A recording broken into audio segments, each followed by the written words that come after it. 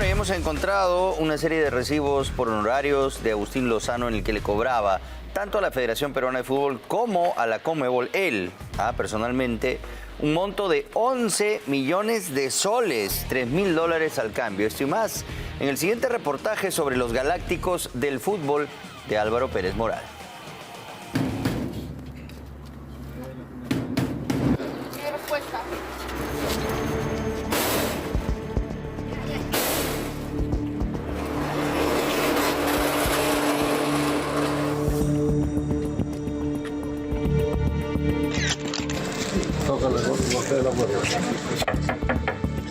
Señor, buenos días. Por favor, permítanos el ingreso. Tenemos una orden judicial. Ya, dígame ya.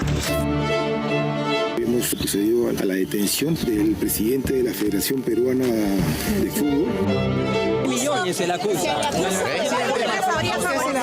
Solamente quiero pedirle a mi familia tranquilidad, a las personas que confían en mi persona, mucha tranquilidad, y espero que se haga justicia, espero que todo se aclare. Avance, por favor, avance. Y yo solamente quiero tranquilidad para mi familia y para las personas que confían en el trabajo que he venido realizando.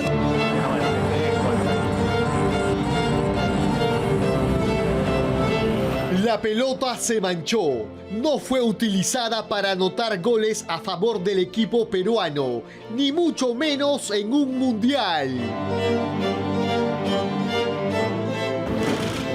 En esta ocasión, el esférico cayó en manos nebulosas que habrían buscado llenarse los bolsillos de billetes manchados de corrupción. En que Dios me encargó la oportunidad de dirigir los destinos de esta federación. De un personaje sin escrúpulo alguno que ha corrompido el deporte rey. Agustín Lozano desde hace casi una década viene gastando a nombre del fútbol peruano una fortuna en viajes, honorarios y todo tipo de gollerías que hasta hoy no habían sido expuestas por ningún medio de comunicación. El señor Lozano creyó que nadie lo iba a tocar. Yo no lo he tocado, lo tocó la justicia. Hoy, en Contracorriente, conozca en exclusiva los millonarios recibos por honorarios profesionales a nombre de Agustín Lozano, de quien fue hasta este último viernes el todopoderoso presidente de la Federación Peruana de Fútbol.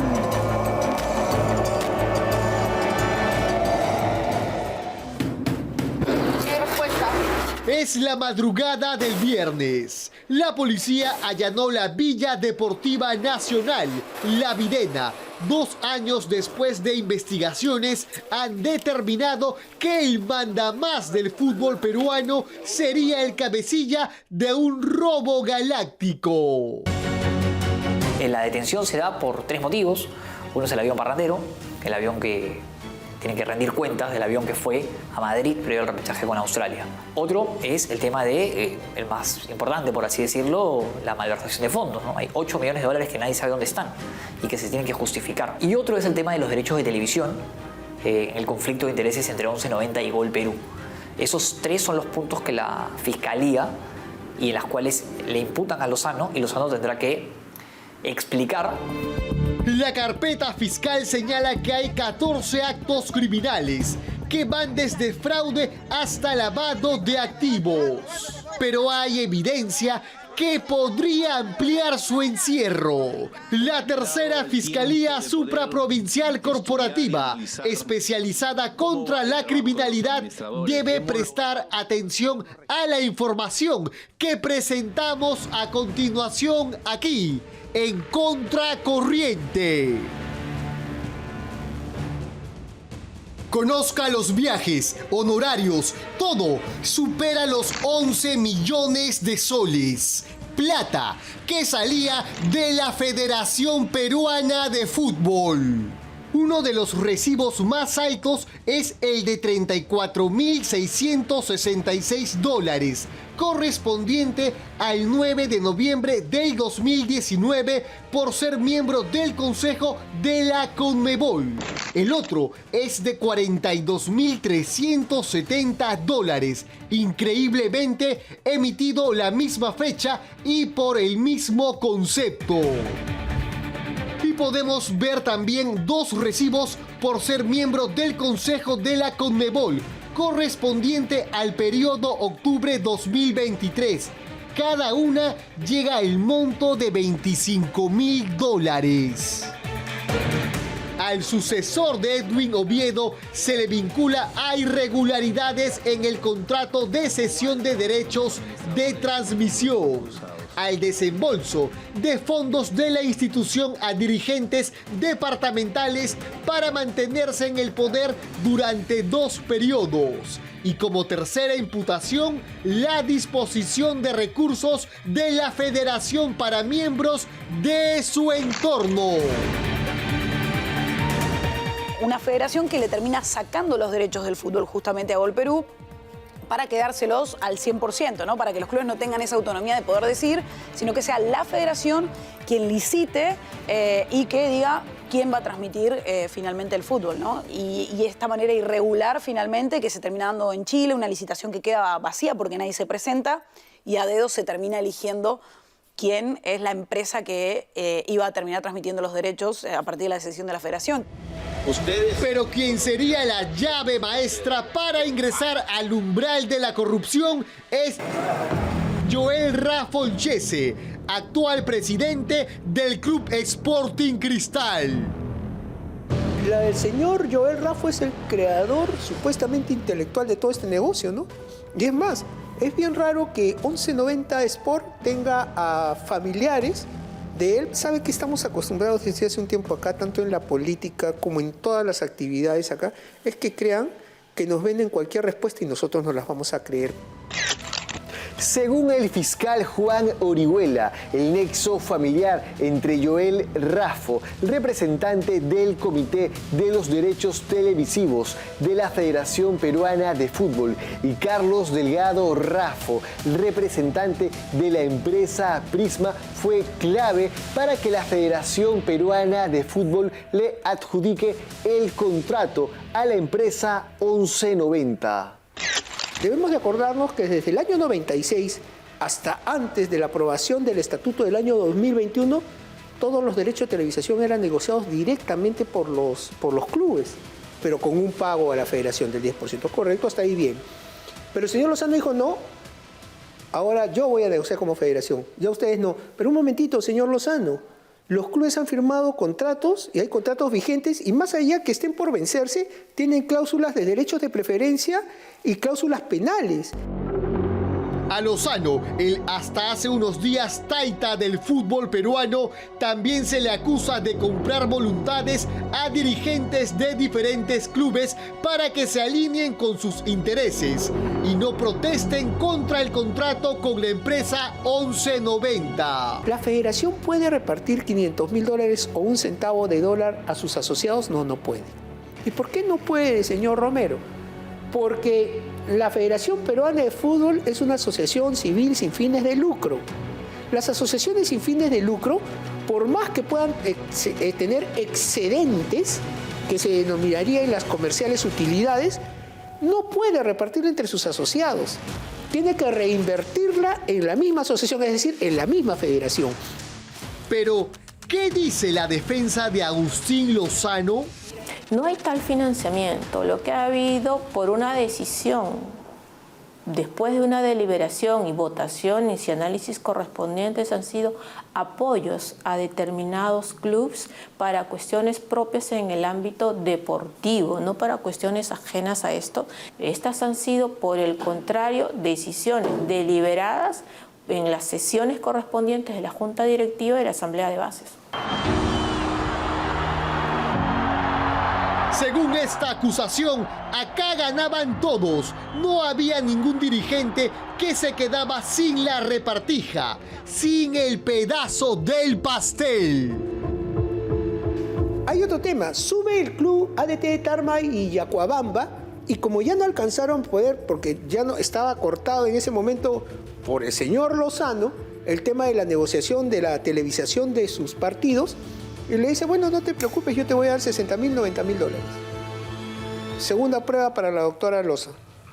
Que ingrese y que busque la declaración del presidente de ADT de Tarma en este programa de Radio Ovación, y donde el presidente dice, a nosotros nos han dado 60.000 por ahora, por el momento, para pagar nuestras planillas, y nos ha quedado en aumentar un poco más. Tras la clasificación al Mundial, nuestro plantel llevó al repechaje de Qatar a sus familiares, barberos y hasta a Luis Sánchez, conocido cevichero acusado de lavado de activos. Institucionalmente, el no haber ido al Mundial ha desencadenado lo que ha pasado esta semana. Porque si no, con el ingreso de ese dinero que se iba a adquirir por la clasificación al Mundial, porque FIFA te da premios y todo lo que corresponde, se iban a tapar todos estos huecos. Y lo que hubiera sucedido era que esto que ha reventado, esta olla que se ha destapado, se hubiera destapado de cada 5 años. Se estima que al menos 180 personas habrían viajado en el mismo avión que el combinado nacional para el repechaje en Qatar, pero la abogada de Agustín Lozano dice que no fue así. Uno de los puntos que por el contrario más se ha aclarado dentro de la investigación, a tal punto que hoy en día la Fiscalía lo ha reducido solamente al hecho de que se hubieran invitado a determinados asambleístas y trabajadores de la Federación, que, como el cargo que tienen, obviamente podían participar en este viaje. Recordemos que el sillón de la presidencia de la Federación Peruana de Fútbol fue ocupado por Edwin Oviedo, quien fue involucrado en la trama de corrupción bautizada como los cuellos blancos del puerto. Y su antecesor, Manuel Burga, en mayo de 2015 fue arrestado como parte de una operación de las autoridades estadounidenses que investigaban el sonado FIFA Gate. Este operativo reveló un esquema de sobornos y corrupción que involucraba a los altos funcionarios del fútbol y empresas de marketing deportivo. En las participaciones que yo he tenido ha habido un dirigente del norte, que ya digo, no vale la pena decir el nombre, que fue a mi casa, ¿no? Tocó la puerta, la chica abrió la puerta y le dijo, esto es un encargo para el señor Chappell. La chica fue y me llevó el sobre, abrí y eran $6.000. Wow. Entonces, esos $6.000 de inmediato fueron comunicados al mismo dirigente, que me llamó a los 5 minutos muy graciosamente para decirme, eso es una colaboración para usted, señor Chappell. Colaboración, yo no necesito colaboración de nada. ¿Por qué me tiene que dar usted? No, porque usted va a dirigir el partido mío en el norte y solamente queríamos apoyarlo. Bueno, tiene 5 minutos para que venga a recoger su dinero. Si no lo denuncio... Hay partidos amañados de todas formas, hay cuestiones extrañas como designación de árbitros, hay compra de árbitros, los mismos jugadores también son parte de la corrupción, no todos, y eso mancha a los honestos, como también debe haber periodistas, o sea, es un sistema corrupto. Hoy la Federación Peruana de Fútbol tendría que asumir el reto de empezar desde cero y depurar a todos sus malos funcionarios. Lamentablemente, esto es tan lejano como la clasificación al Mundial, ya que Arturo Ríos es el nuevo presidente de la Federación Peruana de Fútbol y también está investigado por presuntos actos de corrupción.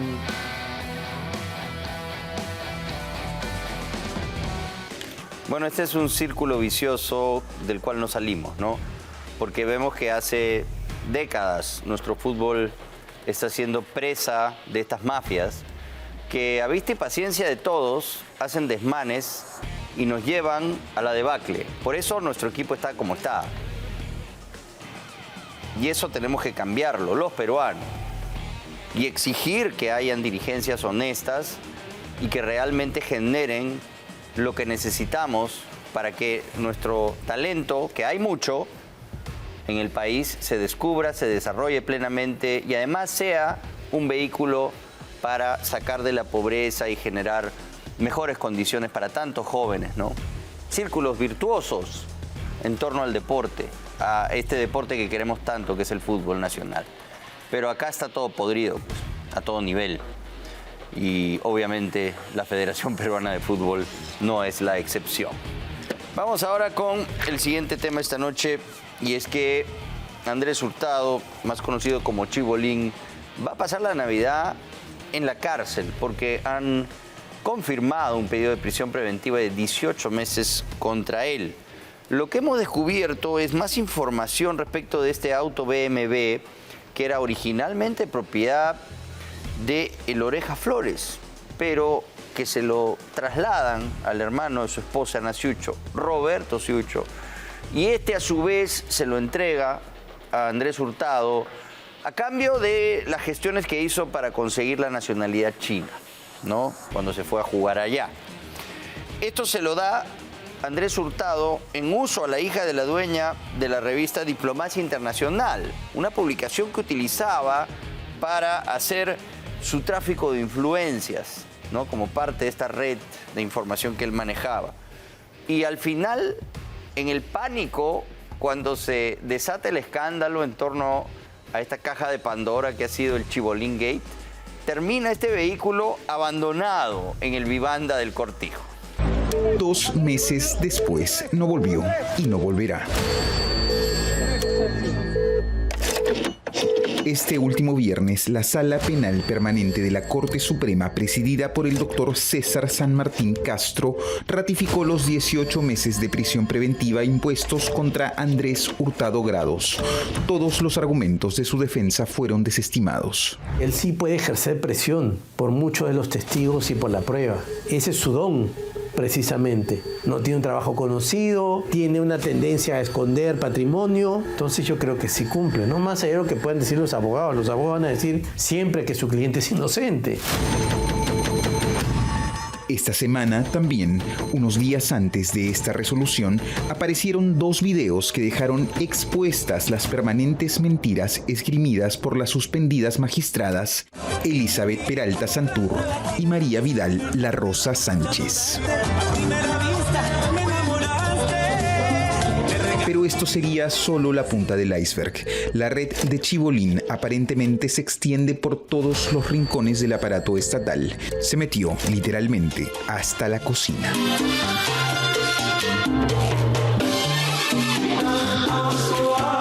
La doctora Peralta aparece en un video como que cortando algo, ¿no? Verdura, lo que fuere. Bueno, pero eso es anecdótico y te voy a decir por qué. Porque para cuando se grabe ese video, la doctora Peralta y el señor Hurtado eran buenos amigos. Y los buenos amigos se cocinan entre ellos. Se cocinaban cuando eran amigos y se cocinan ahora que la justicia los separa. A fuego lento y con la urgencia contenida, procurando no sacar a destiempo la sartén de la llama, condimentan sus razonamientos legales, dosifican la información y ponen a congelar los ingredientes que no encajan con sus recetas. Se cocinan. Ese video simplemente suma la anécdota, pero no es nada, no es una bomba molotov. Yo diría es una chispita mariposa. Y sin embargo, vigilar la cocción no es suficiente. Aparecen por todos lados ingredientes indeseados. La cocina de Andrés, al parecer, es tan grande que albergaría a más personajes o cómplices. Y el chef que pasará Navidad en una celda del penal del Lurigancho ya no tiene control ni de sus comensales, ni de los ingredientes de sus sofisticados guisos de tráfico de influencias.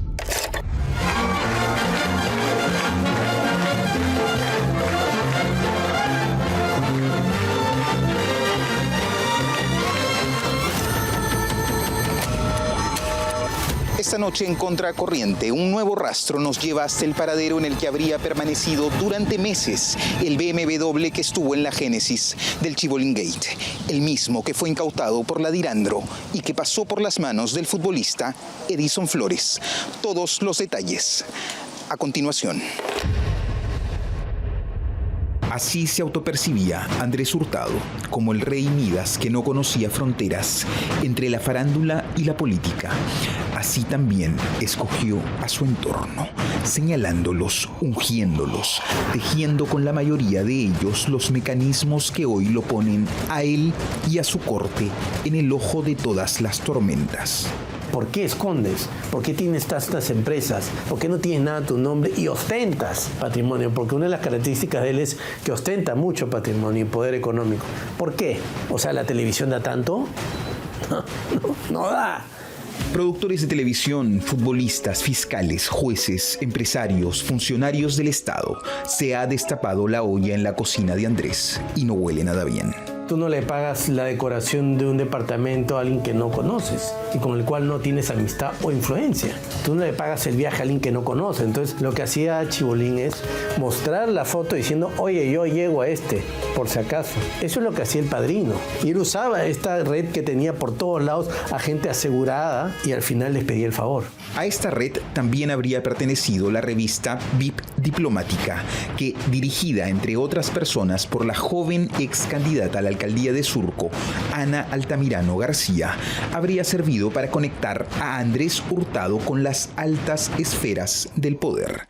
Era la preferida, quedó claro aquella vez y podría reafirmarse hoy.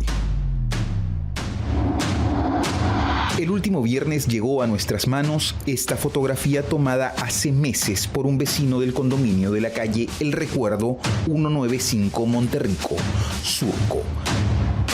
En esta imagen se ve el vehículo de marca BMW y placa de rodaje AFF357 dentro del que habría sido su último paradero antes de ser abandonado en un conocido supermercado el 30 de septiembre de este año. Efectivamente, como tú mencionaste, ese carro fue nuestro, pero Edison Flores hace un intercambio con mi hermano Roberto Ciucho, el futbolista, ya que Roberto le da una camioneta a Edison y Edison le da el auto a Roberto. Detrás de estas paredes, al interior de este condominio, a solo una cuadra de la avenida Primavera, habría permanecido durante meses el BMW que Edison Flores traspasó formalmente al exconductor de televisión Andrés Hurtado por indicación de su cuñado Roberto Ciucho Neira. El BMW, como ya sabemos, habría sido parte del pago que este último le hizo al conductor de televisión a cambio de gestionar en tiempo récord su nacionalización china. Lo que no sabíamos era dónde habría estado el BMW antes de ser abandonado, ni quién lo habría tenido en su poder. Alertados por un vecino de este condominio, llegamos hasta aquí, calle El Recuerdo 195. Aquí vive Ana Roberta Altamirano García. Así es, aunque en su ficha RENIEC figura otra dirección, decidimos seguir hurgando entre registros y llegamos hasta esta declaración jurada de 2018. Aquí la joven directora internacional de la revista VIP Diplomática declaró vivir en la calle El Recuerdo 195, Monterrico, Santiago de Surco, el mismo lugar donde se tomó esta fotografía. No nos quedamos ahí, sobrevolamos la zona con el objetivo de verificar que las características de la cara interior del muro que separa el condominio de la calle coincidían con las de la fotografía. Además, tomamos como referencia esta sombrilla empotrada a la pared y el edificio que se encuentra cruzando la calle. Juzgue usted mismo. Pero estos no son los únicos indicios que probarían que la ex candidata a la alcaldía de Surco habría usado el auto de alta gama en cuestión. La persona que nos hizo llegar esta fotografía, un vecino del condominio que prefiere mantener su identidad en reserva, asegura que vio en muchas oportunidades a la señorita Altamirano a bordo del automóvil antes de que reviente el Chibolín Gate.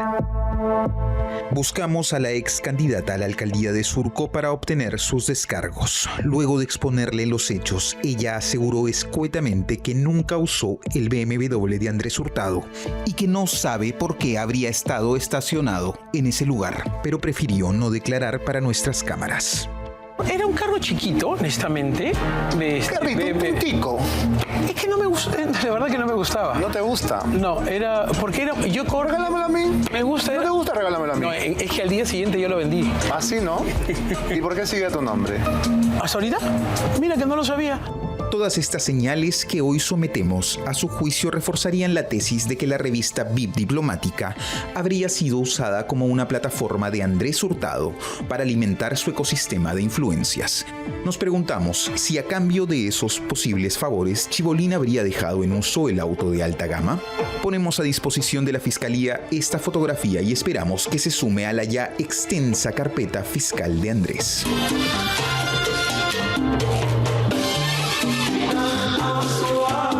Arde el aceite, la cocina de Andrés se incendia en medio de laberínticos hallazgos que urden una compleja red de corrupción y favores que seguimos develando. El Chibolín Gate nos acompañará por un buen rato más y nadie, excepto Andrés Hurtado, tiene una idea clara de su alcance. Tal vez ese sea su principal activo, el arma que, aunque con doble filo, le da una ventaja procesal considerable. En todo momento se ha brindado información relevante a la doctora Alejandra Cárdenas Ávila, quien dentro de su función ha llevado a cabo o ha ordenado también declaraciones programadas para el señor Andrés Hurtado. Hoy, desfigurada la nobleza y con el chupo reventado, la pus no deja de brotar, como si el eco de González Prada, más de un siglo después, tronara en nuestras sienes. Vivo, vigente. Este es un caso donde hay mucho morbo metido. Pero acá hay una oportunidad para que la justicia cambie en este país por alguna vez. Porque tenemos esta calidad de jueces y esta calidad de fiscales y esta calidad de abogados que está comprometido. Más allá del estrafalario despliegue de Andrés Hurtado y su colorido reparto, abogados incluidos, seguiremos atentos a nuevos indicios, testimonios y personajes, imaginando que algún día, por fin, limpia de sombrías influencias, la justicia le hará honor a su nombre y será justa. Está bien que un juez y un fiscal permita que alguien le pague un pasaje, está bien que un juez y un fiscal permita que alguien le decore el departamento, no está bien. La justicia ha sido el patio trasero del país. Ningún político ha hecho nada por la reforma de la justicia de este país y ningún país es un país desarrollado si no hay justicia.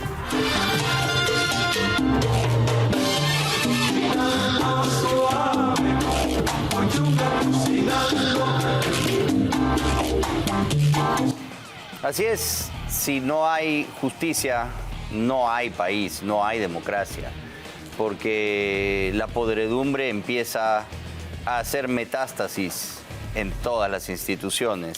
El Poder Judicial, el Ministerio Público, tiene que administrar justicia de una manera responsable y limpia.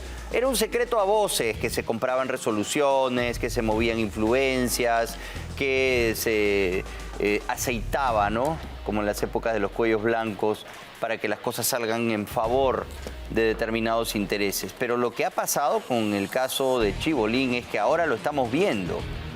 Están las evidencias. Es una realidad. Y es urgente que empecemos a lidiar con este grave problema que nos aqueja y que afecta el desarrollo de nuestro país de una manera muy grave. Vamos ahora con otro problema que tenemos y es lo permeables que son las webs y los portales del Estado. Vimos que hasta pudieron vulnerar, ¿no?, de cierta forma un banco tan importante como Interbank, algunos hackers, pero las instituciones del Estado no tienen ni cerca del sistema que tiene los bancos y la sofisticación con la que se defienden. Aquí no hay ningún esfuerzo ni inversión importante por defender, ¿no?, en la era digital a la información del Estado. Stephanie Medina ha investigado más sobre esto y lo que encuentra es realmente alarmante.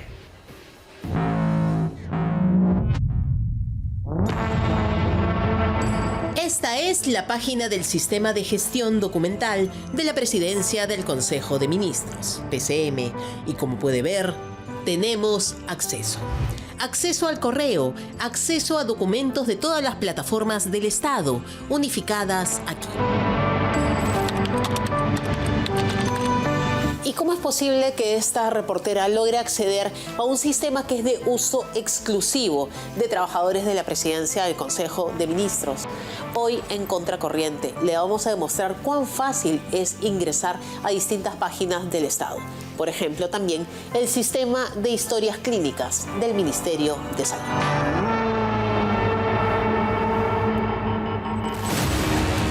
Acceso a los módulos disponibles, acceso a las citas, acceso a triaje.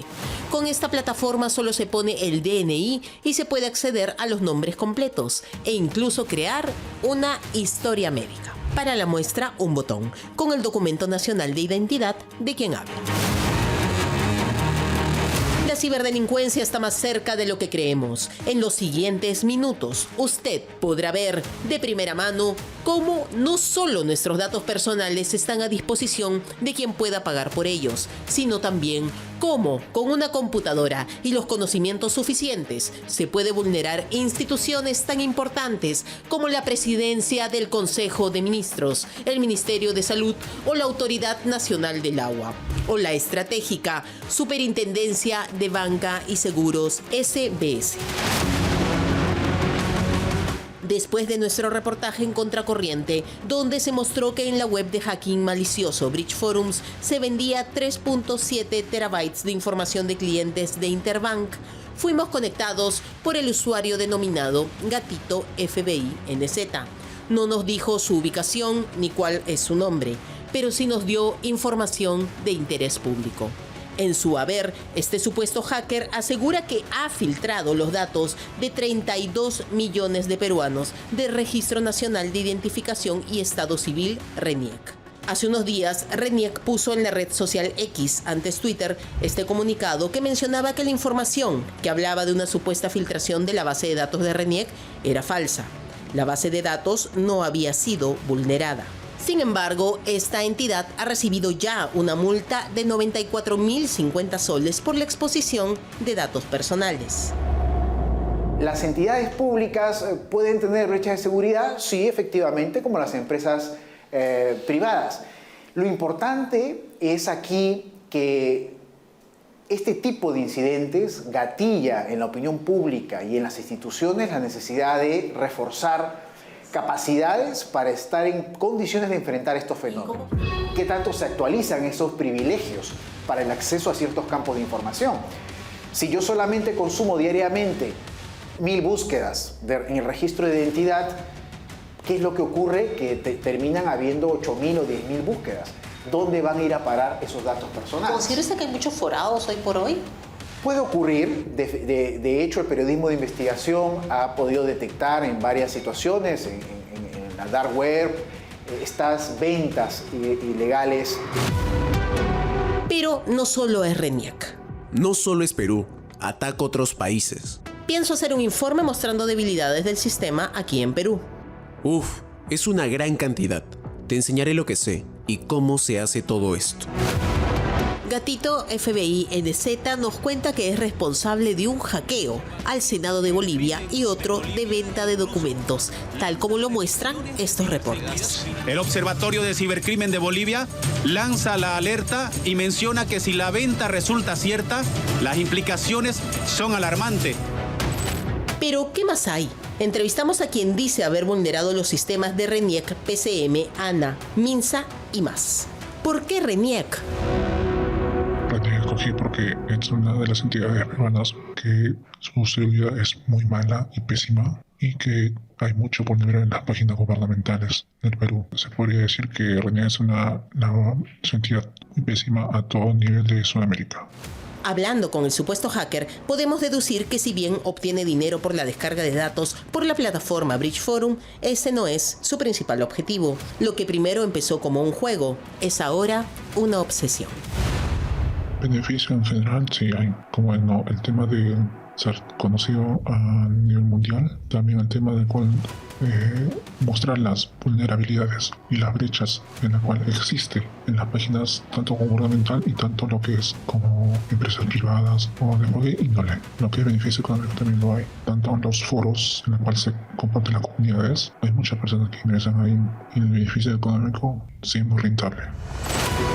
Para probar lo que puede hacer, nos envió distintos usuarios y passwords. Algunos funcionaban y otros no. Grande fue nuestra sorpresa cuando vimos que podíamos acceder primero a la Autoridad Nacional del Agua. ¿Por qué nos importaría esto? Pues porque las entidades públicas tienen la Plataforma Nacional de Interoperabilidad, PIDE, donde, si pongo en este caso mi número de RUC, puedo acceder a mi nombre, dirección, DNI, nivel educativo y demás. Caldo de cultivo para quien quiera usar información para el mal.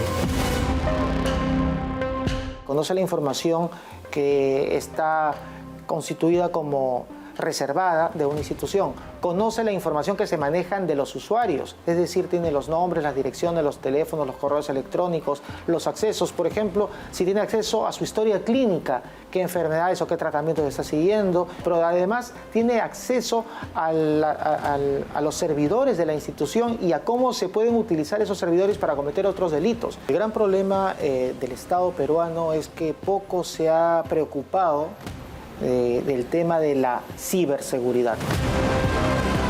La presidencia del Consejo de Ministros también ha sido vulnerada. El acceso al sistema de gestión documentaria, donde se puede enviar correos, archivo central, mesa de servicios e incluso acervos documentarios. Con la data que se obtiene de los foros, en la cual se puede hacer muchas actividades, con el acceso, la manipulación de datos, el vacío de cuentas y el espionaje, todo ello se puede saber. Con la cual, si uno desea exponer mucha más data a partir de una data básica.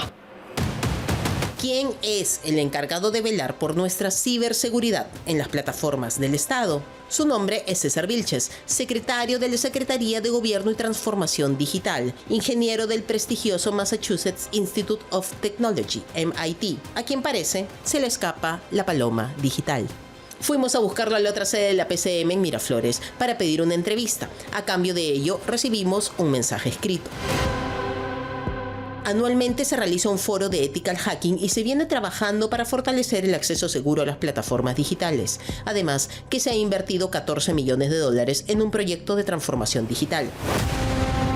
Bueno, aquí viene la pregunta de los 14 millones. ¿Por qué aún así un hacker tiene usuarios y contraseñas de una plataforma tan importante del Estado? Luego de verificados los accesos, los entregamos a las diferentes instituciones del Estado. El Ministerio de Salud respondió sobre la vulneración a su sistema de historias clínicas. Resulta que el usuario era de un centro médico en Huánuco. Después de que me hiciste la llamada para concertar esta entrevista y me dijiste que había habido un problema de seguridad en el sistema, lo que nosotros hemos hecho es solicitar que el área de tecnologías de la información haga un corrido de seguridad y detectamos de que sí había habido, entre todos los usuarios registrados a nivel nacional, se había detectado que uno tenía una actividad sospechosa. Este usuario había accedido desde un IP que no es la frecuente ni es la común. Ha ocurrido en Huánuco, en Amáridis. Entonces también ya nos estamos poniendo en contacto con el gobierno regional porque depende de ellos, ¿no?, para que tomen las medidas administrativas contra este servidor. Porque hay que recordar que cuando a ti te dan una contraseña y un usuario, tú eres el responsable, por lo menos a nivel MINSA, todas las computadoras están prohibidas, estamos prohibidos de poder instalar. Es más, no puedes instalar un programa pirata o un software malicioso o entrar a una página que no está autorizada como para decir que se instala un keylogger. Es más, también están bloqueados los puertos USBs, pero estamos avanzando para poder interconectar a los hospitales que son del segundo, tercer y cuarto nivel de atención para que se pueda interoperabilizar los sistemas y podamos por fin tener la historia electrónica digital. La Autoridad Nacional de Protección de Datos Personales es consciente de esta situación y explicó a contracorriente que hoy por hoy se está realizando 15 investigaciones a entidades públicas por filtraciones de datos personales. Y en los últimos 6 años ha multado a 10 instituciones sancionadas, no solo RENIEC. La Municipalidad de Santiago de Surco, la Oficina Nacional de Procesos Electorales, OMPE, la Superintendencia Nacional de Migraciones, el Hospital de Emergencias Casimiro Ulloa, el Jurado Nacional de Elecciones, la Policía Nacional del Perú, entre otros. La autoridad en estos años ha establecido también sanciones, no solamente a actores privados, sino también a entidades públicas que eventualmente hayan podido tener laxos controles en materia de seguridad. No puede ser que en un hospital público se ventilen abiertamente datos o imágenes de personas que ingresan a un salón de emergencias o historias clínicas, ¿no es así? Tiene que haber medidas de seguridad y tiene que haber trazabilidad en los sistemas que permitan identificar qué usuario ingresa para hacer qué. Un hacker nos contactó y nos envió y nos mencionaba que penetrar el Estado es muy fácil. Y nos envió un grupo de usuarios y contraseñas de distintos estamentos del Estado, ¿no? Y por ejemplo, este es del Sistema de Información de Historias Clínicas Electrónicas del Ministerio de Salud. Entonces, acá por ejemplo, hemos probado el usuario y contraseña que se nos dio con el fin de verificar si funcionaba o no. Y como puede ver usted acá, se le da a ingresar y se ingresa. Y con esto acá se puede crear programación, módulos administrativos, podemos acceder a un triaje, podemos acceder a citas.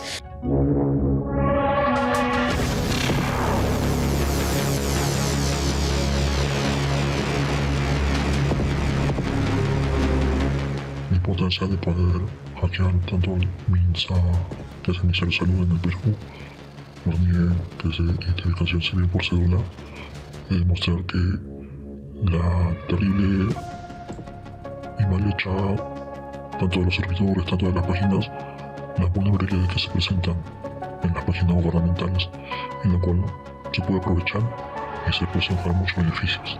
El tema de ingresar a la plataforma del Estado es que te hace reconocido, así como lo que pasó con Interbank, que fue otra persona que lo hizo y se ha vuelto conocido, en el cual todavía me encargo, pero ingresar a la plataforma del Estado y que por ello sí es muy beneficioso, te da reconocimiento a nivel mundial. Buscamos a RENIEC para este reportaje. Si bien aseguraron que la data que encontramos en Bridge Forums no está actualizada, no dieron una entrevista. La alerta ya está dada. No hay peor ceguera que la que no se quiere ver o reconocer. El sol jamás se puede tapar con un dedo, menos con un clic. RENIEC es una entidad pésima a todo nivel de Sudamérica. Bueno, la verdad que hay mucho por hacer y pocas ganas, al parecer, de enfrentar este problema y darle la debida importancia. Ahora vamos a revisar lo que tenemos aquí, que es la declaración testimonial de Miguel Girao, ¿no? Y él ha contado un montón de cosas. Vamos a ver más detalles aquí, pero vamos a detenernos primero en este reportaje de Karina Aliaga de cómo se hizo Marita Barreto con la jefatura de FICOP.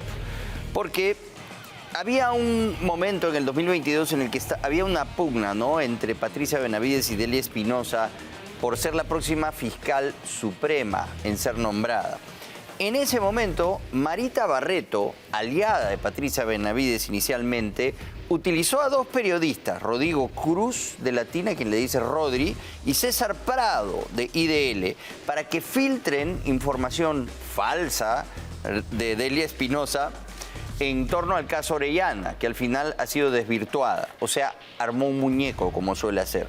Sale elegida fiscal suprema Patricia Benavides y llega a ser fiscal de la Nación, ¿no? Delia Espinosa también logró ser nombrada a pesar de la campaña negativa en su contra, orquestada por Marita Barreto y estos periodistas aliados a sus intereses, pero le reclama a Patricia Benavides, que era fiscal de la Nación. Ahora quiero que me pongas en FICOP.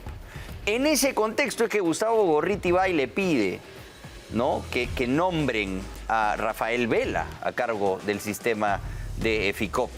Y es ahí donde al parecer se da la ruptura, porque no hace caso al pedido de Gustavo Gorriti, la entonces fiscal de la Nación, Patricia Benavides. Todo esto lo ha contado Miguel Girao, ¿no? Y es ahí donde finalmente, cuando ya pierde la confianza en Marita Barreto, Patricia Benavides, ella le pide 10 días más y le hace el jaque mate con la operación Valquiria. Vamos a ver más detalles de esto en el siguiente reportaje.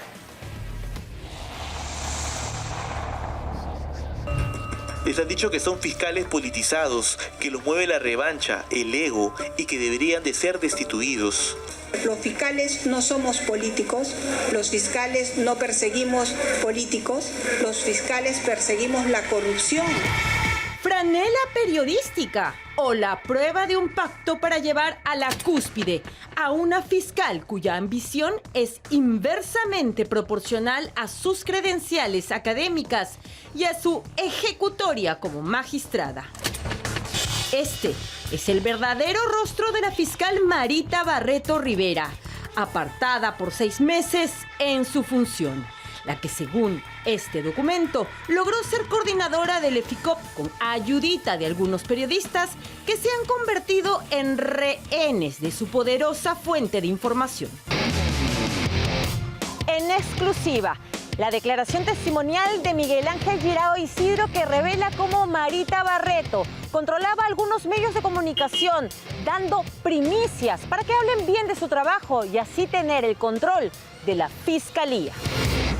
Este es el testimonio de alguien que conoció y participó de los entresijos del Ministerio Público y que compromete la credibilidad de 2 periodistas cuyos reportajes y publicaciones son prueba de que las primicias tenían que ser recompensadas con notas para levantar a su fuente u otras para atacar a la rival de esa poderosa surtidora de primicias en la Fiscalía, la coordinadora del EFICOP. Barreto decía tener amistad con el señor Cruz, a quien denominaba Rodri. Durante esa reunión, Rodrigo Cruz hizo unas preguntas a Benavides. En ese extremo presentó sus publicaciones en el diario El Comercio, impresas en la web el 31 de octubre del 2024.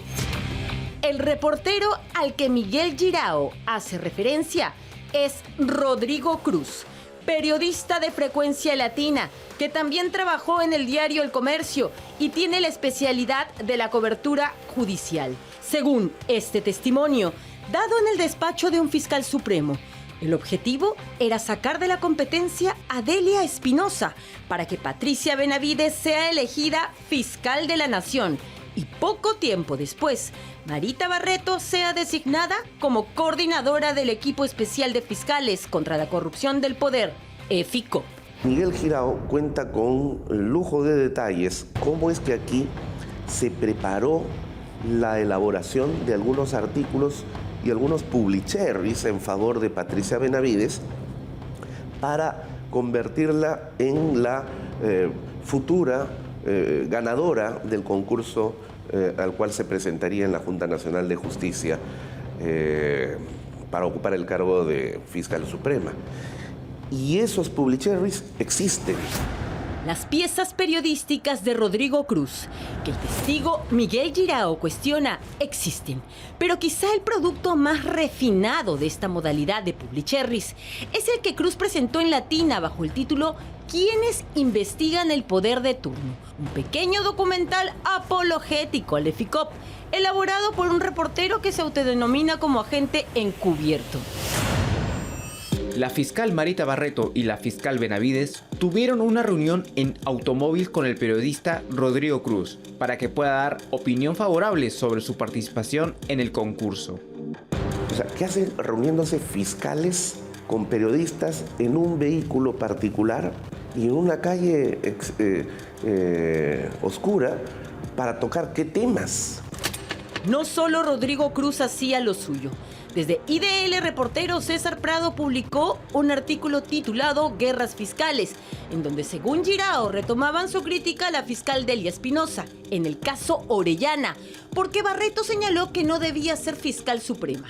Otra vez una información sesgada, con el propósito de desprestigiar a la candidata antagónica de la fiscal, que los periodistas habían decidido patrocinar. Marita Barreto necesariamente tenía que estar como pieza clave de ese edificio que ya se venía construyendo con el apoyo de un periodista del Comercio, uno de los pulcros, uno de los que son los transparentes, ¿no? Sí, otra vez Marita Barreto en la tormenta, envuelta en una repartija de información exclusiva para ascender, escalar y llegar al poder. Esto es la construcción del edificio que va a venir a ser el fiscalato de Patricia Benavides y donde una pieza clave de ese fiscalato que va a durar 3 años sería lo que fue llamado después el EFICOP. Las declaraciones de Miguel Ángel Girao Isidro, que constan de 76 preguntas, dejan en evidencia una vez más cómo se manejaban los hilos de poder desde la Fiscalía, con medios de comunicación que, renunciando a la imparcialidad que exige el oficio, se convertían en verdugos mediáticos al servicio de algunos fiscales, con agenda propia y política evidentes. Correctamente es Miguel Ángel Girao Isidro. Escúcheme un ratito, disculpe usted. Es más, Girao remarca la importancia de la relación de los fiscales Rafael Vela, José Domingo Pérez y aquellos que tengan casos emblemáticos con la prensa para que puedan hacerse conocidos y fortalecer sus carreras fiscales. Uno de los periodistas que se prestaba para esta estrategia es Rodrigo Cruz, con quien intentamos comunicarnos. Estamos intentando conversar con el periodista Rodrigo Cruz, quien trabaja actualmente en Frecuencia Latina, pero no contesta. También le dejamos mensajes, pero nunca respondió.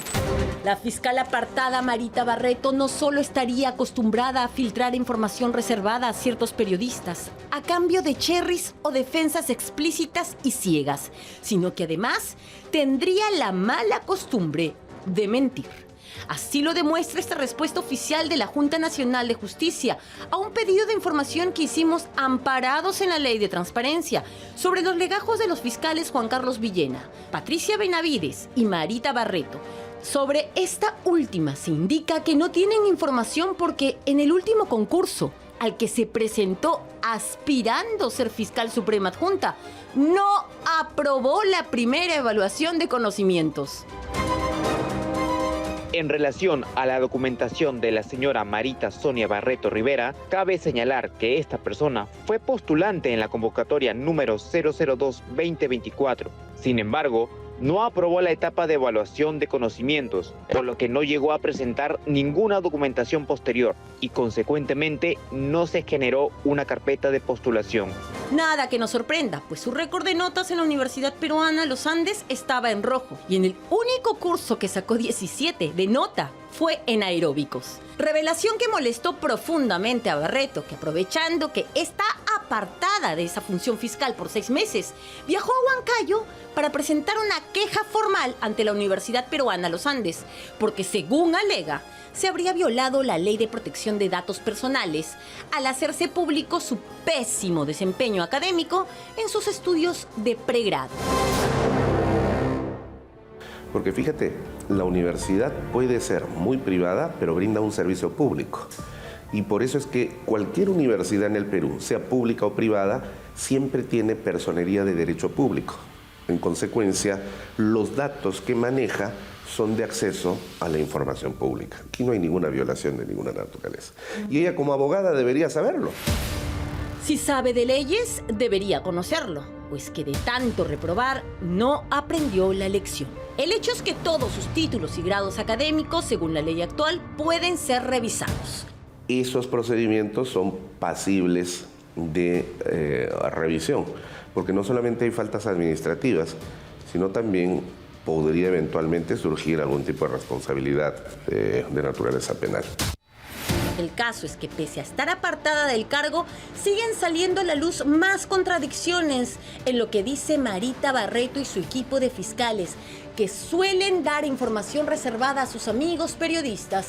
La verdad siempre sale a la luz y ahora es el mismo Ministerio Público el que los pone en la mira.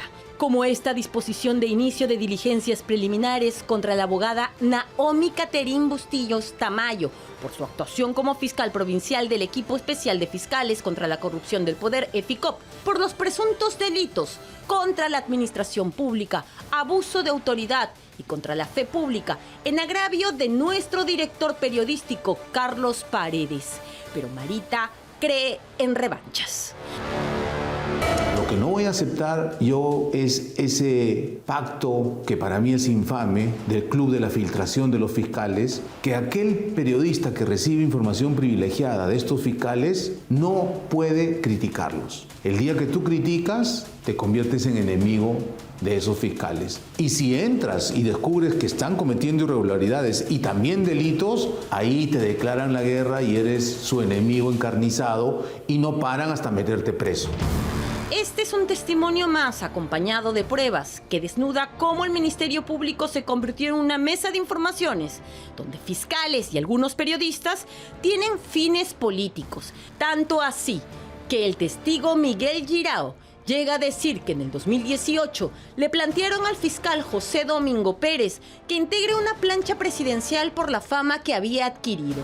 Fiscales que, lejos de defender la legalidad, solo quieren cosechar fama, haciendo o diciendo barbaridades jurídicas.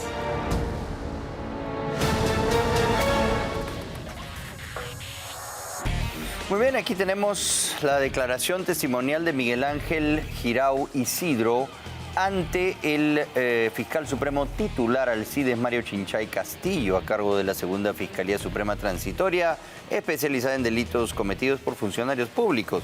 Vamos a leer algunas de las cosas adicionales que hemos encontrado aquí, porque la verdad que son sumamente preocupantes.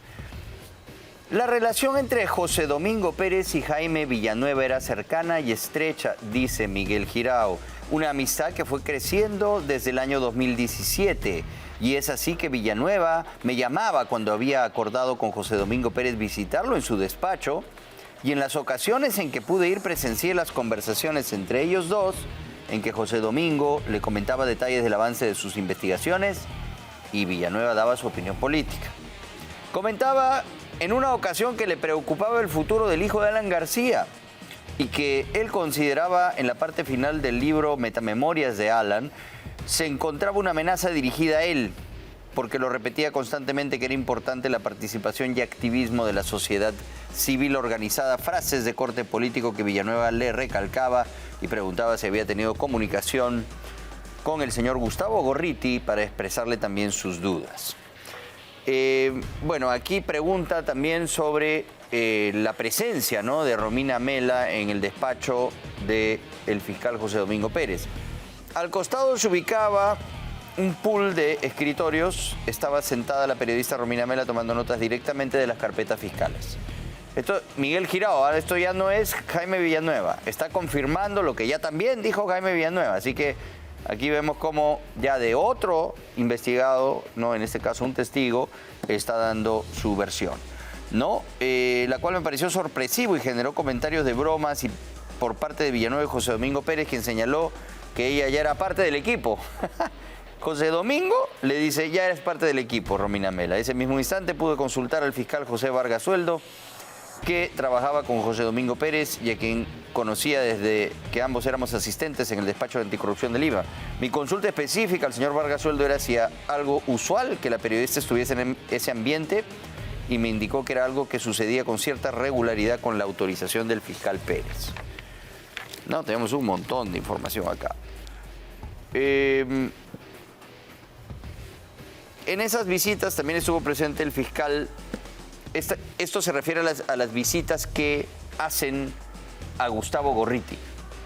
Para que digan atención a su respuesta antes, precise los motivos por los cuales usted, el señor Jaime Villanueva y José Domingo Pérez visitaban a Gustavo Andrés Gorriti Lembogen.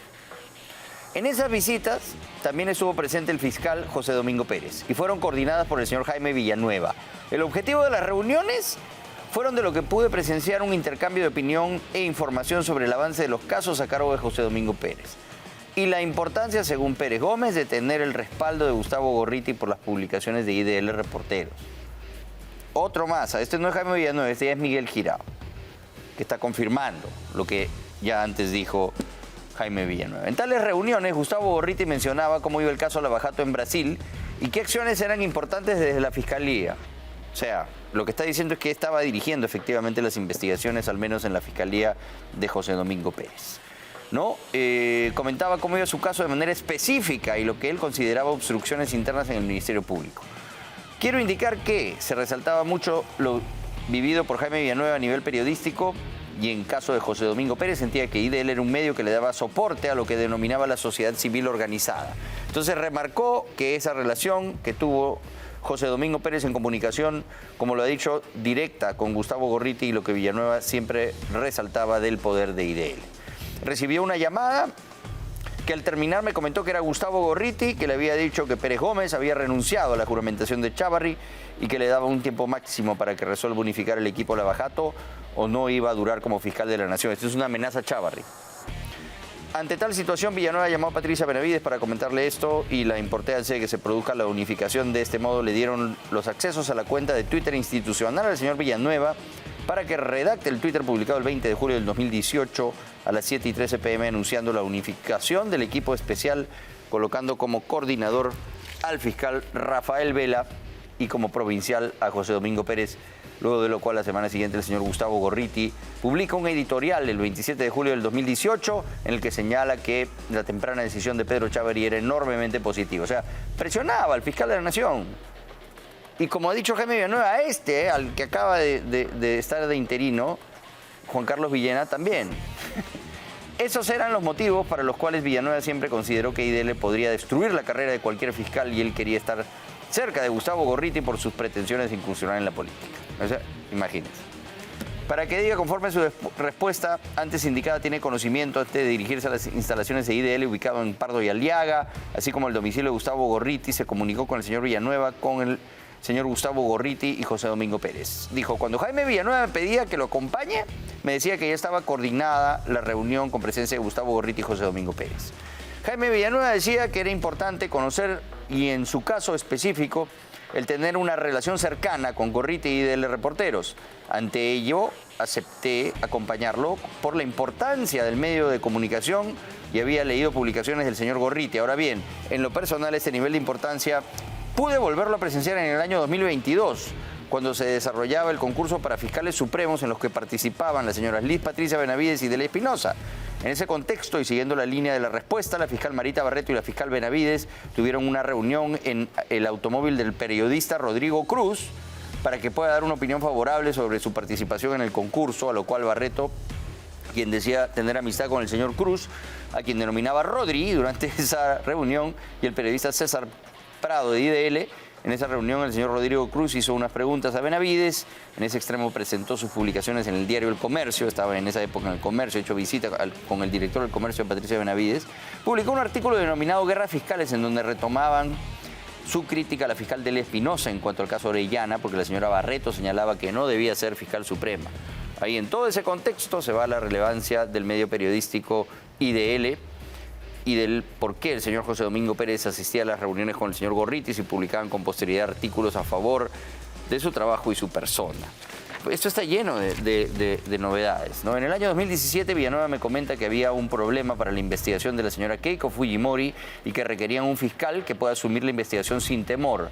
Esta información que me comentó Villanueva provenía de sus conversaciones con Bela Barba y posiblemente con otros funcionarios. Ante ello me pidió si conocía algún fiscal de esas características, a lo cual respondí que la única persona con la que había trabajado más tiempo era Pérez Gómez y que justamente me había visitado diciendo que deseaba tener casos más relevantes y de esa manera los presento, ¿no? Tuvo conocimiento de qué fiscal provincial asumió el caso Cócteles de Keiko. Pérez Gómez fue sugerido para que lleve a cabo la investigación a pesar de ciertas discrepancias que existían por las críticas a su falta de poder trabajar en equipo. No obstante, Pérez asumió el caso indicado, que Germán Juárez Atoche no había hecho un buen trabajo, no había investigado a tal punto que Pérez contó que Juárez le había dicho que en ese caso no había nada y Pérez lo catalogaba como un fiscal fujimorista, vean ustedes. En ese acto entregó un informe de Canal N impreso hoy, 31 de octubre de 2024, que corresponde al 16 de septiembre del 2017, con el título de Keiko Fujimori, fiscal Pérez asume investigación por cócteles de Fuerza Popular. Ahí pudo encontrar twitters de anuncio del Ministerio Público donde se precisa que el caso ya no estaría a cargo del fiscal Juárez, ¿no? Aquí hay un montón de cosas que debemos comentar. Me comentó que pondría un requisito para que asuma el caso y se mantenga el bono que recibía como fiscal anticorrupción, ¿no? Es el tema de los pagos a José Domingo Pérez. A ver, otra vez le insiste sobre las reuniones con Gorriti, ¿no? Cuando he acompañado a Jaime Villanueva a esas reuniones, el señor Gorriti mencionaba los avances del caso en Brasil y mantenía la información sobre qué puntos, o digamos, por dónde debería orientarse las acciones de investigación de José Domingo Pérez.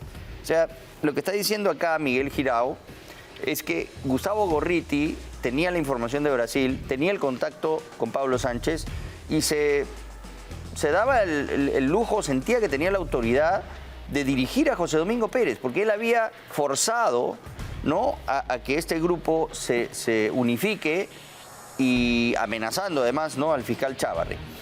A quien les mencionaba situaciones muy concretas de sus investigaciones. Cabe indicar que en las conversaciones que ha presenciado había una posición de jerarquía del señor Gorriti que incluso afectaron en algún momento al señor Pérez Gómez. Por ejemplo, en una ocasión cuando Pérez Gómez manifestó sobre la relación o impacto que podía tener las investigaciones a su cargo y su carrera fiscal, el señor Gorriti le precisó que él no tenía por qué pensar en ascender, sino solo preocuparse por llevar la investigación de Keiko Fujimori y Alan García. Al salir de la reunión, un contrariado, José Domingo, me dijo en el taxi que nos transportábamos, que le había sorprendido lo dicho por Gorriti porque él tenía una carrera fiscal y quería avanzar, y que un comentario dicho por Gorriti solo se justificaba porque tendría la vida resuelta, ¿no? Acá hablan del incidente entre los Lavajatos y Alonso Peña Cabrera, ¿no? Y de ahí le dan en IDL al fiscal Peña Cabrera. Si tuvo conocimiento por parte de reporteros y otros medios periodísticos, se propalaban artículos de apoyo para los fiscales José Domingo Pérez y Rafael Vela. Sí, luego de esas reuniones, José Domingo Pérez quedaba satisfecho por las publicaciones de IDL Reporteros y en específico cuando publicaba el señor Gustavo Gorriti.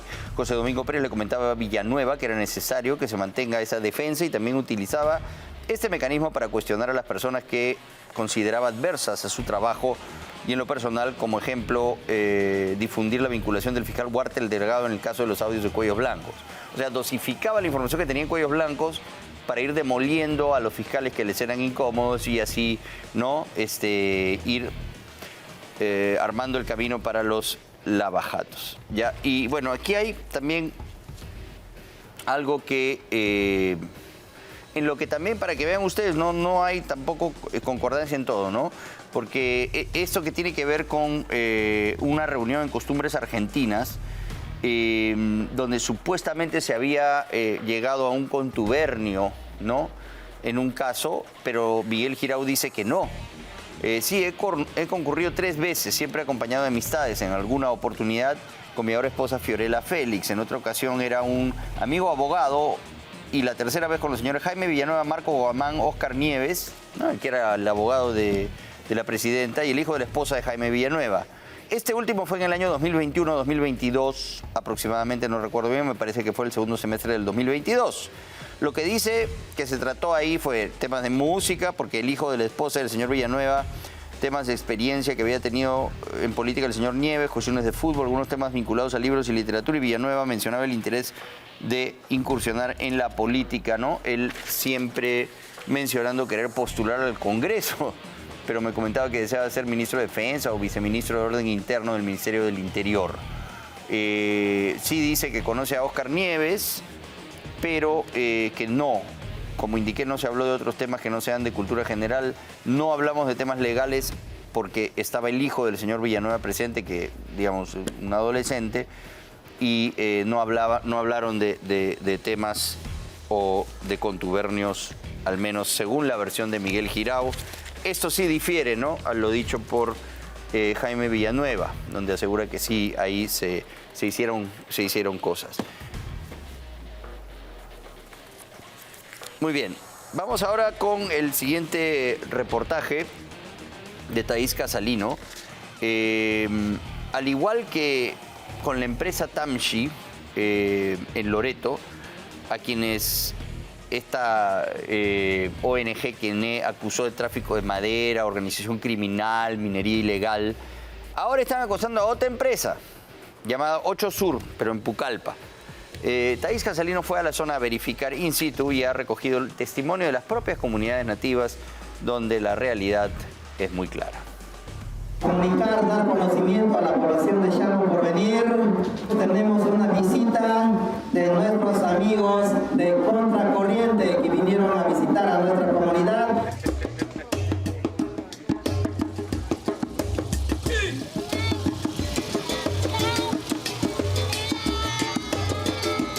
quiero ser directo en esto. IDL siempre viene satanizando a las que nos quieren apoyar.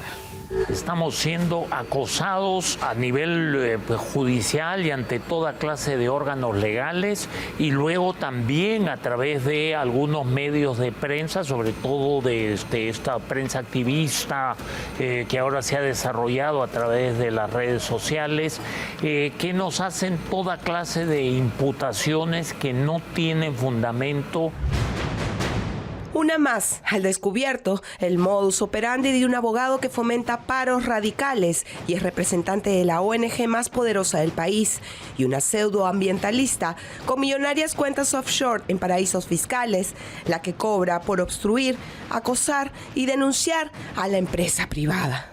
Sus nombres no los olviden: Carlos Rivera Paz, de IDL, y Lucila Pautrat Oyarzún, una ciudadana chilena instalada en Perú que dice tener una ONG llamada Kené. Que nos visiten, que vengan y vean el trabajo y cuidado que tenemos para hacer la extracción tanto de la palma como de la industria para extraer el aceite crudo. Les hago la invitación.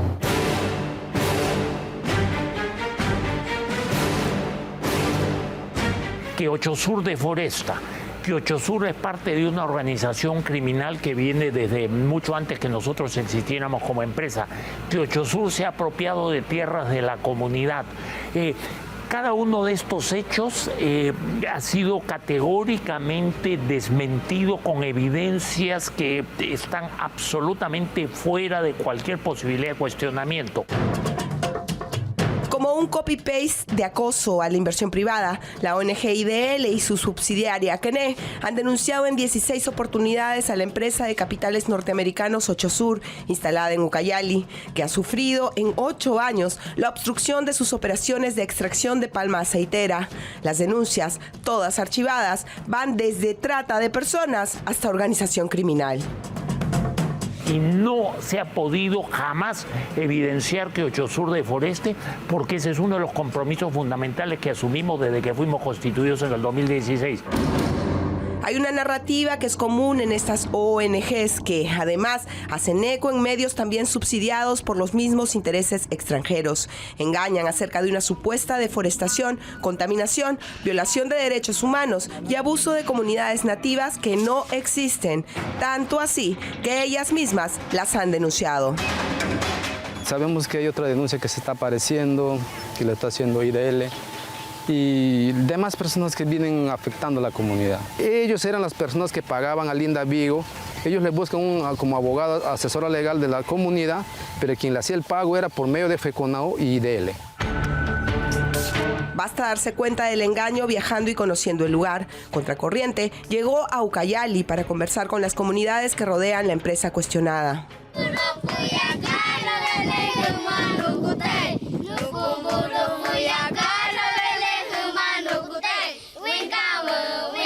Mira, quiero ser sincero. Algunas ONGs o algunas organizaciones siempre vienen acá ofreciéndonos algunas cosas que para el bien de la población, sacan todos nuestros datos y se van. Adiós. Shambo Porvenir es una comunidad shipiba-coniba de 700 habitantes, más de 115 familias y decenas de niños con grandes sueños. Quisiera ser arquitecto. Yo quiero ser de grande futbolista. Quiero ser de grande policía. Yo quiero ser arquero. Ser grande, quiero ser cantar. Y cuando sea grande quiero ser enfermera. Quiero ser profesora. Es jueves por la tarde y el profesor pasa a recogerlos del recreo en su recién estrenado mototaxi que adquirió producto de la venta de la palma que cosecha la comunidad. El territorio es nuestro, la palma es nuestro, nosotros más bien les vendemos a ellos y una parte ya vamos a ir pagando. A pesar que nosotros tenemos cuenta con ellos, nos dieron esa facilidad porque nosotros acá ya contamos con vías carrozables, ¿no? Lo que es la carretera para poder salir a la ciudad a comprar algunas cosas que necesitamos. El APU también estrena mototaxi. Son 30 vehículos los que pudieron adquirir desde que sus sembríos de palma dan frutos y la empresa les compra cada 15 días. Recién han cosechado. ¿Cuánto han cosechado? Bueno, esta vez nos salió 50 toneladas. 50 toneladas. ¿Y es entre todos, lo reparten entre la comunidad? Bueno, esto somos un comité de 30 socios y eso vemos primero la necesidad del pueblo para compartir y luego se ve la necesidad del comité que se puede comprar y los restantes nos repartimos ya. ¿Y cada cuánto tiempo cosechan? 10 a 12 días. Antes, la comunidad no encontraba con sus pequeños sembríos alternativos salir adelante. La decisión de trabajar directamente con la empresa le valió hostigamiento y persecución. La decisión de la comunidad era trabajar con la palma. Y el ingreso de los ONGs ha sido un poco difícil. ¿Por qué? Porque la comunidad, para eso nos han elegido ser dirigentes o autoridades dentro de la comunidad. Nos organizábamos mediante asamblea, consultar si pueden ingresar o no. Si ingresaban, le recibíamos, pero no permitíamos que vengan y que hablen del trabajo que la comunidad estamos haciendo. Al otro lado del río, a 1 hora y media en carretera hecha por ellos mismos desde Pucallpa, está Santa Clara de Uchunya, la primera comunidad que denunció formalmente a IDL y Quené y al fiscal Álvaro Rodas Farro, al parecer ideologizado por los intereses extranjeros de hostigamiento, persecución y ahora discriminación. El fiscal Rodas, ¿cuál es? La denuncia que la hicimos nosotros es ¿cuál? Porque él estaba atrás de IDL. ¿Cuál ha sido? Que no ha reconocido mi cargo como jefe de la comunidad, que legalmente yo era nombrado por el pueblo. Y ese señor se agarró, no sé qué ha sido, y él me han metido a la medida cautelar. El aceite de palma es muy requerido internacionalmente y grandes plantaciones en Costa Rica o Colombia nos llevan la delantera. Aún así, el aceite de Perú es muy cotizado. Somos una industria de energía circular, ¿no?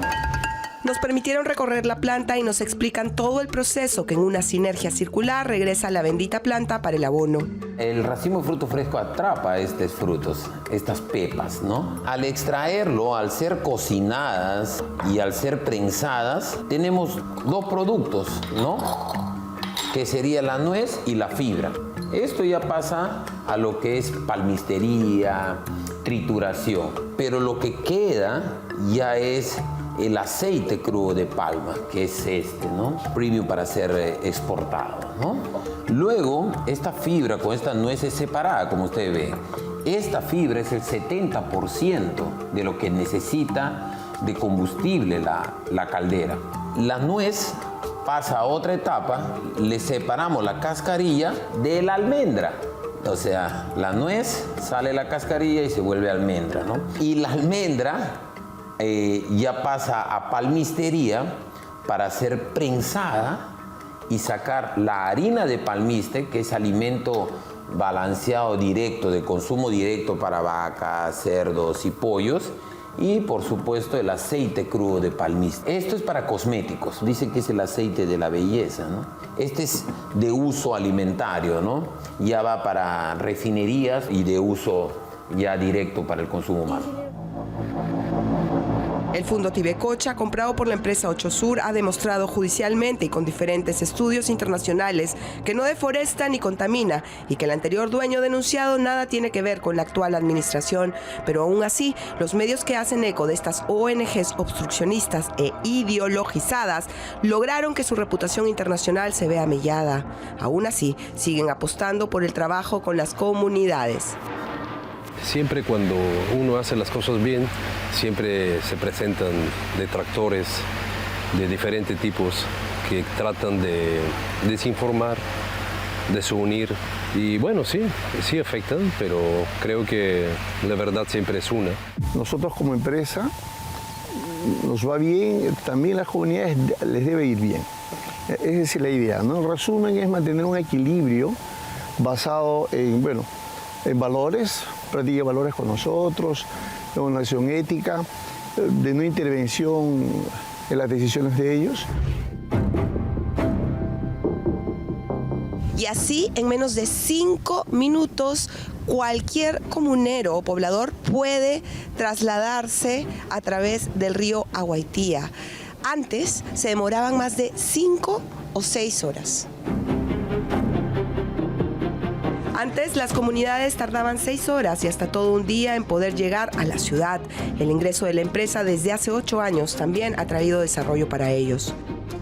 Y ahorita, digamos, nosotros con el mantenimiento de los puertos que damos, que son puertos antiguos que ellos utilizaban antiguamente para sus botecitos, nosotros le mantenemos y con la balsa, gracias a la balsa, ellos pueden cruzar porque es como un ferry, ¿no? Ok, ¿y a cuántas, digamos, personas benefician? Porque tienen 2 de esos puertos. En esa parte más de 300 personas se benefician. De la otra parte es mucho más. ¿Cuánto? Más o menos 800 personas. Importante decir que Ochosur es la empresa con mayor calidad y estándar de Latinoamérica y en la Amazonía peruana. Es la más grande empleadora de trabajo en Pucallpa. Más de 20.000 familias se benefician directamente de ella y representa el 60% de las exportaciones de Ucayali con el aceite de palma aceitera. Además, trabaja directamente con 33 comunidades. Nosotros brindamos asistencia técnica, tenemos, digamos, queremos darle toda la tecnología para que tengan una buena productividad, igual como de nosotros. Y la idea es que no sean unos simples agricultores, que sean unos pequeños empresarios. Ojo Público sacó un reportaje y dijo que este proyecto de ley lo hizo el Ministerio de Economía y Finanzas con Ochosur, el Grupo Palma, el Grupo Romero y Tanchillaco. Hubo un pequeño comité que cocinó esta norma absolutamente de espaldas. Algo tan importante debió haberse discutido. Es ese pequeño grupo el que trabajó este proyecto de ley que después se volvió ley. Es una ojo público y se lo vamos a agregar en el alegato escrito. Al doctor Molleda, en principio. Primero, antes, también un puntito aparte, no le crea muchas veces a ojo público porque a veces hace informes difamatorios. El mismo juez que alertó al ideologizado abogado de IDL sobre sus referencias en su medio afín fue motivo de denuncia y acoso por el mismo medio mencionado. Ojo Público. Así funcionan entre ellos. La pseudoambientalista chilena Lucila Pautrat Oyarzún también hizo su show en el TC. Sin embargo, y aún así, se han generado y se han promovido proyectos agroindustriales con la finalidad de deforestar áreas. ¿Hasta cuándo vamos a seguir soportando ONGs ideologizadas y obstruccionistas que casi siempre solo existen en una página web y sirven a una agenda foránea inconfesable que pretende quitarnos nuestras libertades y crecimiento como país? Felizmente, las comunidades también están despertando. Solamente decirle a IDL que por favor ya ha terminado sus proyectos que supuestamente buscaban para la comunidad. Ahora que nos deje trabajar libremente esta comunidad.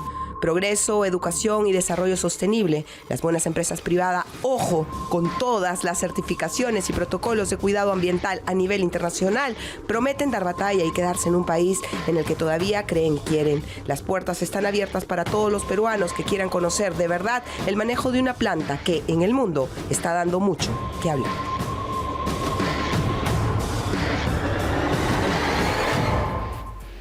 Bueno, y nosotros ya hemos enfrentado legalmente a Carlos Rivera y Angela Lucila Pautrat Oyarzún, ¿no? en las Cortes. Y aquí está ya la sentencia de la Corte en la que obviamente no les dan la razón.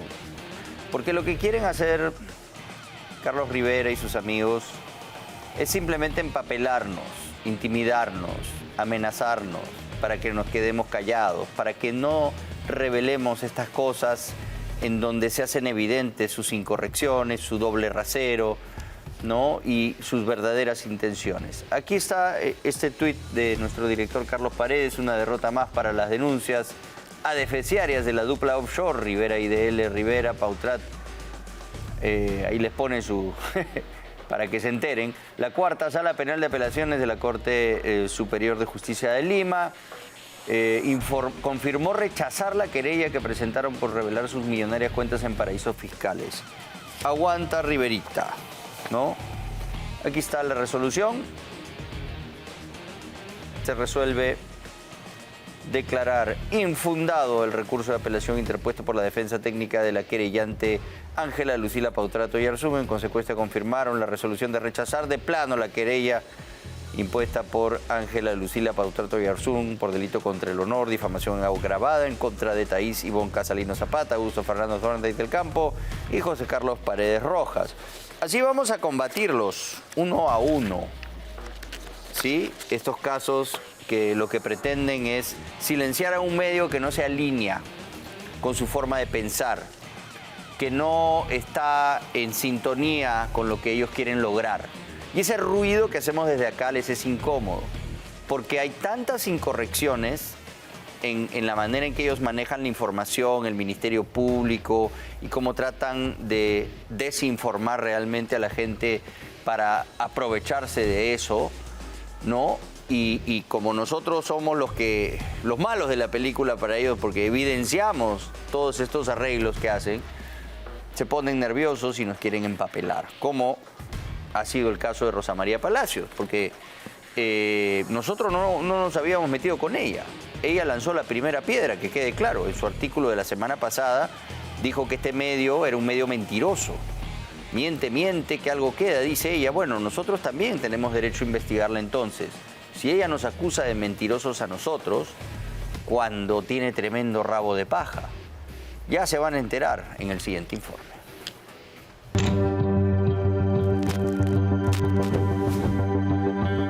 Esta noche en Contracorriente, todos los detalles del verdadero oficio de la abogada que funge como periodista, Rosa María Augusta Palacios McBride. Repudiamos, ya, su opinión, no puede repudiar. Los recibos por honorarios de los últimos 10 años de la abogada, que demuestran que cobró 477,000 soles por hacer media training, cuando simultáneamente ejercía el oficio periodístico en un claro conflicto de intereses. ¿Sí? Hola, ¿qué tal, señora Rosa María? Por favor, quisiera unas preguntas. Mire, yo no atiendo la puerta de mi casa, mil disculpas. Disculpe que hayamos tenido que venir, pero hemos recurrido a usted. Que digamos se dedica más que todo al media training y el programa lo tiene como pantalla para que lo llamen para que haga media trainings y esa es su labor principal. Evidentemente está usando el periodismo como una especie de farsa. Es incorrecto, es inmoral, es antiético.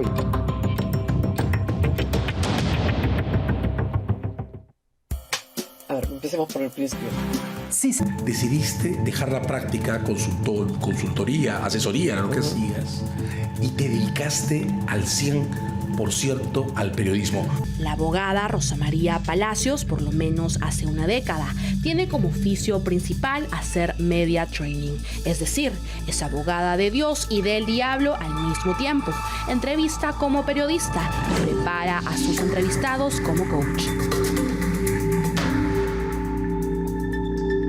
Simula entrevistas periodísticas con sus clientes y después les enseña a evadir las preguntas más incisivas de los verdaderos periodistas, los que sí buscan la verdad.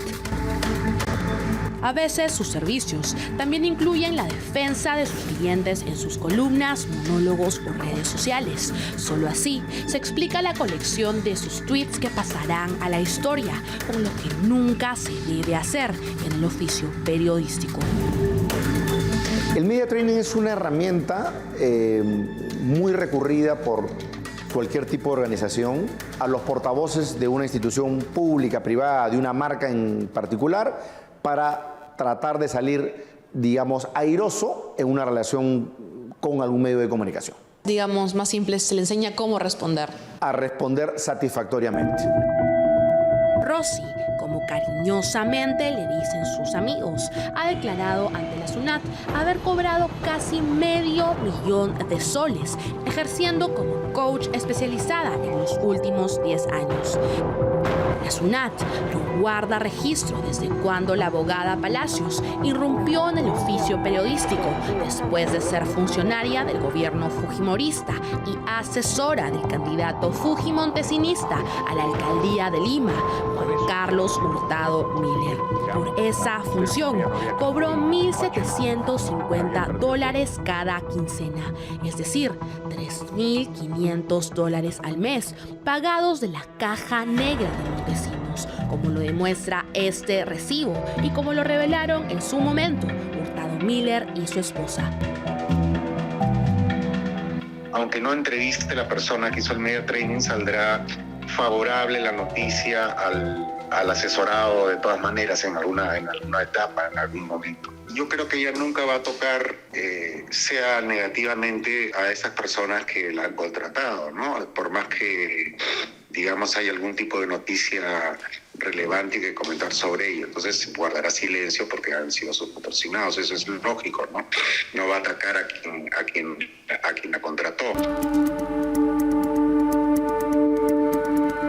El media training o coaching a entrevistados no es un cachuelo para la abogada. Una revisión pormenorizada de sus recibos por honorarios demuestra que cobra más a las empresas de relaciones públicas que la contratan para el ejercicio simulado de entrevistas, como Apoyo Comunicaciones, Métrica o Chisac, que a La República o Radio Santa Rosa, medios donde se presenta como en los más de 90 recibos por honorarios que acumula Rosa María Palacios en esta última década. Solo ha transparentado a 6 de sus clientes corporativos a los que hizo media training, entre ellos Pacífico Seguros, Auna, Cider Perú, Cemex, Geopark y Graña y Montero. Pero hay que saber muy bien a quién se prestan los servicios. Por ejemplo, yo jamás trabajaría para otro. Entonces, es una cuestión de principios. Palacios cobró en enero, marzo, agosto y noviembre del 2016 un total de 18.879 soles por el concepto de media training a la empresa Graña y Montero, cuando ya se conocía que la constructora nacional estaba implicada en las tramas de corrupción, Club de la Construcción y Lava Jato. Solo meses después de que Jorge Barata confesara las tropelías de Odebrecht en el Perú, la periodista, abogada o media trainer no dudó en defender a su cliente en sus plataformas. El servicio era completo. Años después, aún sin poder negar lo innegable, la abogada, como de costumbre, siguió lavándole la cara a su clienta de media training, afirmando que la justicia premia al arrepentido. Dentro de las empresas que contrataron a la coach del periodismo se encuentran Apoyo Comunicaciones, que encabeza la lista, seguida de Toledo Ocampo y Costlear, Métrica y, por supuesto, Chirinos y Salinas Asociados. Empresa que cuando contrató a Rosita tenía como socio a su compadre Pedro Salinas, por quien abogó ante la ex fiscal Patricia Benavides para archivar una denuncia penal en su contra, según las declaraciones de Jaime Villanueva. Rosa María Palacios, acompañada de su gurú del periodismo Gustavo Gorriti, le hizo media training también a Pedro Pablo Kuczynski antes del debate de la segunda vuelta en las elecciones presidenciales del 2016. Palacios, a pesar de ello, no dudó en sentarse después en una mesa de panelistas a opinar de su asesorado, sin hacer disclaimer, claro está, de su labor como coach del expresidente. La falta ética de Rosa María Palacios fue tal que hubo quien decidió guardar silencio ante tan bochornosa situación. Básicamente por una cuestión de protesta, en el sentido de que me parecía mal, ¿no es cierto?, que efectivamente un panelista de la mesa hubiera sido el personal training, ¿no es cierto?, el media training de uno de los candidatos. No me parece ético de ningún periodista que no haga el disclosure anticipadamente de que ha asesorado a la persona sobre la cual va a comentar un debate. Eso me parece que evidentemente no es ético, ¿no? Uh-huh. Eso no se hizo en público, nunca se dijo, por si acaso yo asesoré a PPK para esta performance en este debate y además lo voy a comentar. Existe un código de ética. El código de ética de los periodistas se tiene que cumplir, pero gente que funge de periodista está al margen del código de ética y mira cómo están los medios de comunicación. Pero también recordemos el rosario de patinadas a las que nos tiene acostumbrados Rossi. Algunas de ellas cuando afirmó que el indulto a Alberto Fujimori no se daría y se trataba de un falso rumor. También cuando catalogó a todos como brutos por creer que Martín Vizcarra se había vacunado clandestinamente, o cuando dijo categóricamente que la letra que aparecía en la agenda de Nadine no era la suya. Patinadas que incluso obligaron a la Fuerza Aérea del Perú a desmentirla, como cuando aseguró que el avión presidencial no tenía internet y telefonía satelital. No necesita usted comprarse una mascarilla, no sirve para nada. La gripe estacional mata más que el coronavirus. Acá no van a haber millones de muertos ni nada por el estilo. Dejemos que la infodemia, ¿no es cierto?, caiga y recuperemos un poquito de la sensatez, que es lo que se necesita en estos casos. Sensatez que claramente esta abogada no tiene cuando dice incontables imprecisiones o falsedades sobre temas de interés público. Contracorriente buscó la opinión de los gremios periodísticos o las instituciones que dicen velar por el correcto ejercicio del periodismo.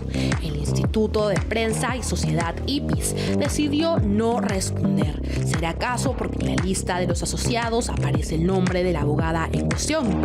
La Asociación Nacional de Periodistas, catalogada como la institución más activa en cuanto a la fiscalización, no quiso pronunciarse.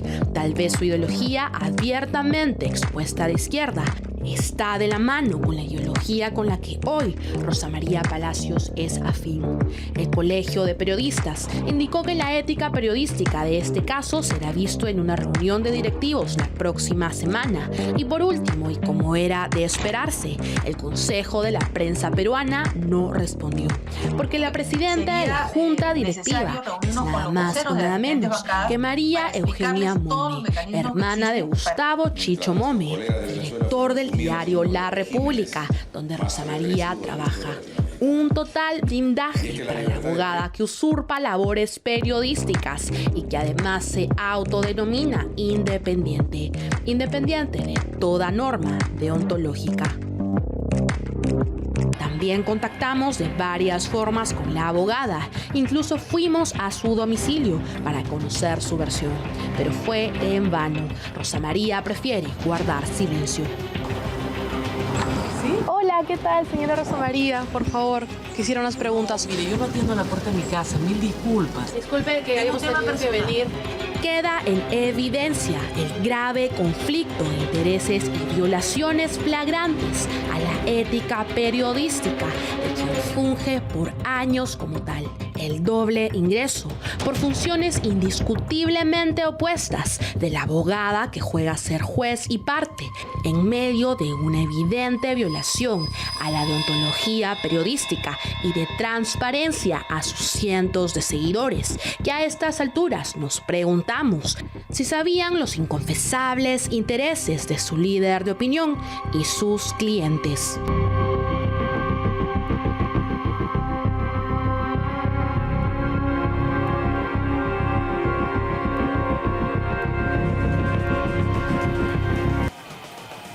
O sea, para hacer media training no lo puedes hacer pues a un político, ¿no? Porque si tú eres periodista en algún momento vas a tener que entrevistarlo. Y hacer un media training a un candidato presidencial como PPK y luego aparecer en un panel hablando a favor de a quien acabas de entrenar es absolutamente antiético, ¿no? Por eso en ese momento Ricardo Vázquez Kunze se quedó en silencio como una señal de protesta. Si ella asesora a Graña y Montero y les cobra y después su opinión es favorable para los intereses de esta empresa corrupta, entonces también estamos hablando de una incorrección, porque en todo caso debe hacer el disclaimer y decir, por si acaso yo pienso esto, pero yo he asesorado a Graña y Montero. Si hace eso, bueno, todo bien, pero ella solamente ha dado a conocer 6 de sus clientes. Y con el resto no ha hecho disclaimer. Y ella asesora políticos, lo cual es algo que ningún periodista puede hacer, así de simple. Si tú asesoras a un político ya estás perdido, pues, porque en algún momento vas a tener que escribir sobre algún tema que lo vincula en algún problema, hacer alguna crítica o denunciar alguna irregularidad o acto de corrupción de ese político. Y si tú le has hecho una asesoría o un media training, ya no lo puedes hacer, ¿no? Ya no lo puedes hacer. Entonces eso no es periodismo, pues. Eso no es periodismo. Es cualquier cosa menos periodismo. Ella es una activista que vive además del media training. Y hoy han estado nerviosísimos. Ha salido en este medio clandestino llamado Epicentro, ¿no? A quienes también les hemos dado su vuelto, por supuesto. Y ahí han estado declarando toda una serie de cosas. Primero, que cuando Maricielo del Castillo, haciendo su trabajo periodístico, la busca, la llama en más de una ocasión, no solo una vez, la llama como 4 veces, y luego la va a buscar a su casa, simplemente para ofrecerle la posibilidad de que participe. Ella no tiene que participar, pero eso no es acoso.